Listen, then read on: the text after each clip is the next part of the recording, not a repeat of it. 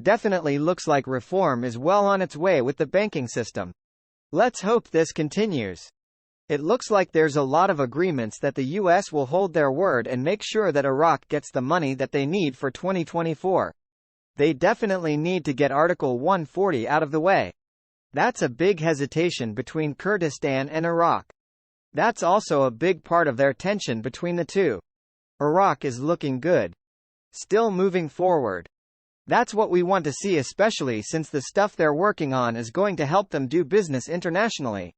The redemption center rates on their screens will be the best rates available. They will be the best rates if you try to just say, well, I'm just gonna go to this small mom and pop bank. You're not gonna get the big rates.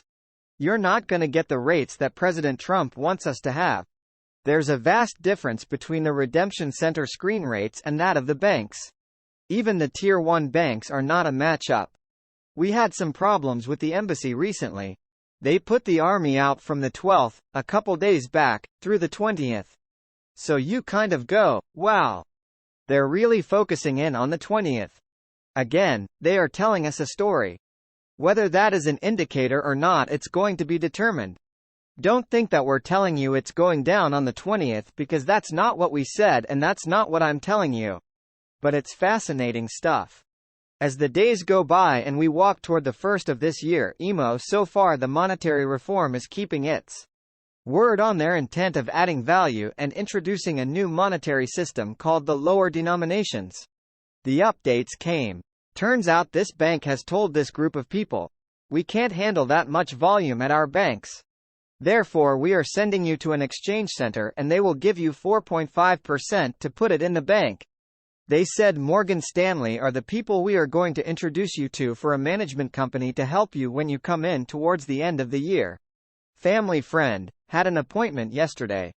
Whenever the banker found out how many dinar that we are holding in our group, which is about $500 million, he said that was too much. They weren't going to be able to handle that much.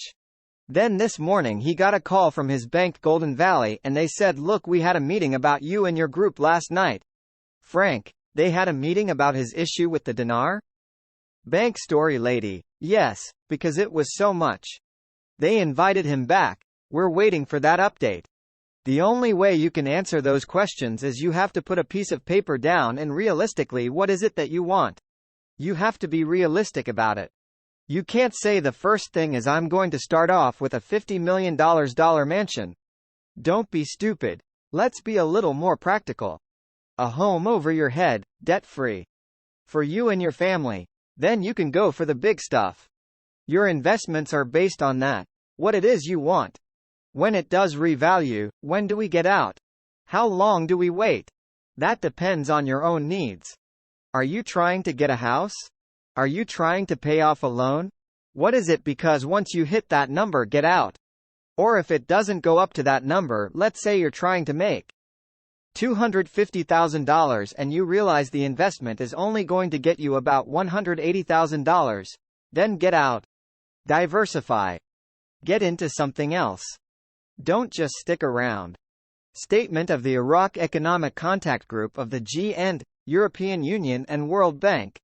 They had some phenomenal meetings over the week about the tremendous progress that they have made in Iraq. This is coming from our own U.S. Embassy and Consulate in Iraq. They talk about the budget and how it is life-changing to Iraqis. Even more important is what is going on in the streets of Iraq in the last day.